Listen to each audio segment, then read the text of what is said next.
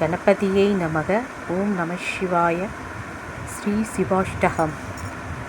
प्रभुं प्राणनादं विभुं विश्वनादं जगन्नाथनादं शतानन्दभाजं भवद्भव्यभूतेश्वरं भूतनादं शिवं शङ्करं शम्भुं ईशानमीडे कलारुण्डमालं तनौषर्पजालं महाकालकालं कनीशादिपालं जटाजूटपङ्गुतरङ्गय्यशिष्यं शिवं शङ्करं शम्भुमीशानमीडे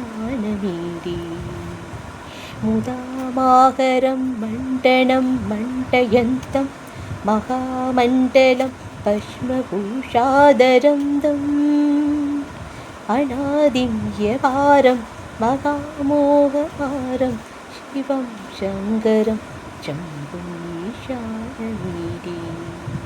तडातो निवासं महाट्टाट्टहासं महाभावनाशं सदाशुप्रकाशं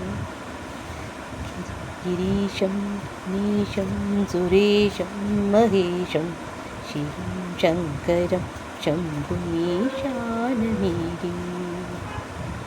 ओम शिवाय नमः।